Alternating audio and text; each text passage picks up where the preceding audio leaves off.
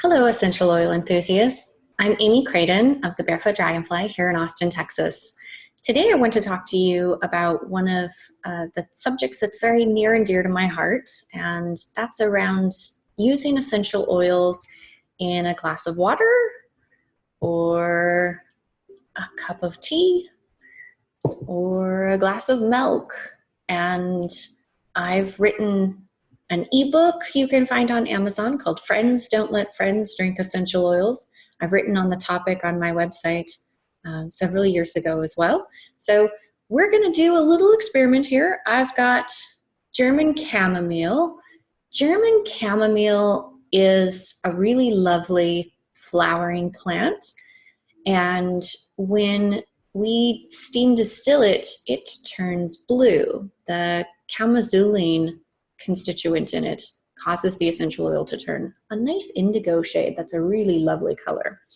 So I want to use that to demonstrate when I put it in a glass of water, it's gonna hang out on the surface. So we'll get a droplet here.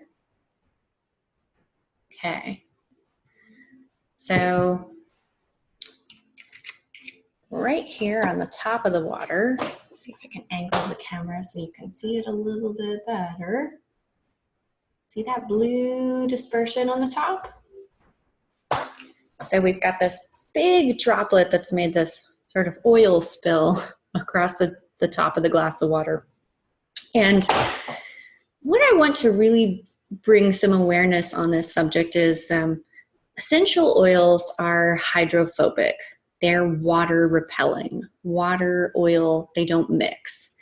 And the essential oil instead is actually lipophilic, which means it's fat loving.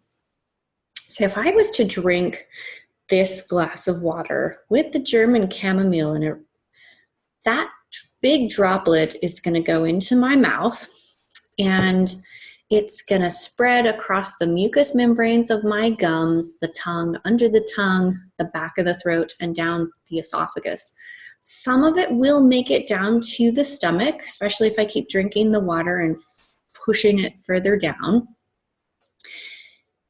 For something like German chamomile, you're not going to have a really nasty reaction right away. It's going to be unpleasant tasting. The sensation isn't going to be fantastic, but it's not going to be quite as caustic feeling as if you put something citrus-based in there like lime or lemon, orange, one of the other citrus fruit essential oils in this glass of water. Those are going to feel really irritating immediately, and that burning sensation is really unpleasant. And once you draw it down into the lower part of the esophagus, it can open up that flap that opens into the stomach, and so you get stomach acid that's coming up, and then you've got this essential oil that's hanging out on all that mucous membrane lining from your stomach all the way up into the mouth. So you get this sort of refluxing of the essential oil that just keeps coming up. I had a client who was told for his reflux to add a drop of peppermint to a cup of tea. And he did this for several months. Every day he would make a cup of tea, and then he would add a drop of his peppermint oil to his cup of tea. And he would drink that entire cup, getting that drop. Sometimes, if it was a really rough day, he'd add 2 or 3 drops. And over time, what his gastroenterologist ended up telling him what was happening was the peppermint started to pit away at the esophagus. It's that tube that comes from our mouth down into the stomach. And it created this little pouch on the side where oatmeal and rice and different food things started to sit and hang out. So he had this sort of sense of fullness and choking sensation when he would try to swallow, because he's got this pouch full of old decaying food in his esophagus as it's coming down into the stomach. So obviously he went and had that checked out, and that's what they found out. And they did ask him a lot of questions, couldn't figure out how this had happened. And when I spoke with him and he shared that that was a practice that he had been doing for a while, I was quite alarmed. Peppermint essential oil and peppermint tea, to a degree, not quite as strongly as the essential oil will, but still to some degree, actually likes to relax that sphincter that's usually tight at the opening at the top part of the stomach.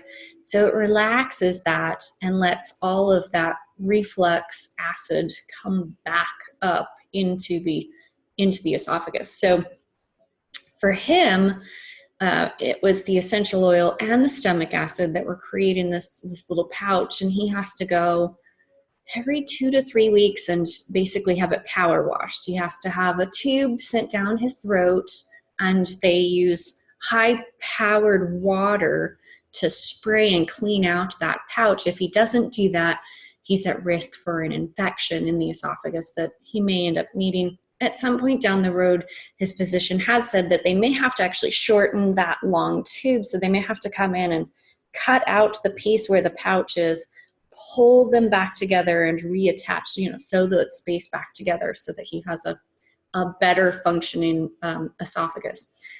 Sucks because peppermint essential oil was clearly not a good fit for him in general, and definitely not in a glass of water where it doesn't do any good. It just goes straight to the mucous membranes. I've had a number of clients who have had lemon essential oil in their glasses of water, have added it pretty regularly. They'll add it to their water bottle. They'll take it with them to the gym, take it to yoga, just have it around with them.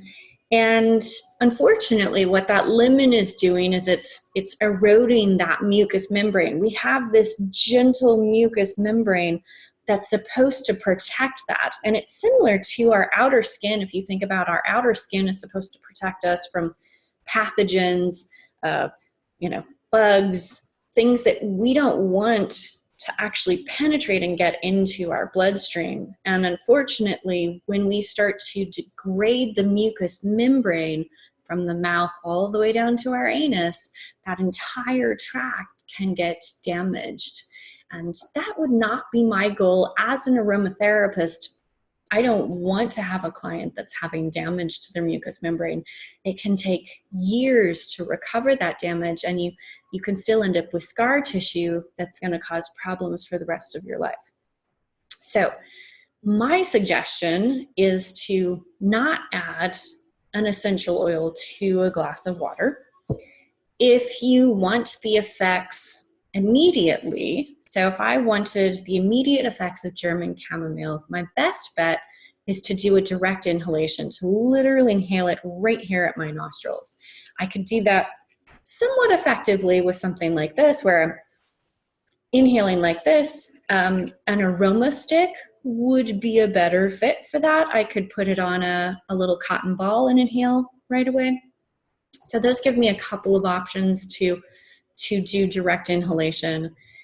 In the case of acid reflux, I don't recommend taking essential oils internally unless there's an infection in the stomach. And usually with acid reflux, we're looking at something where the stomach is not producing sufficient acid.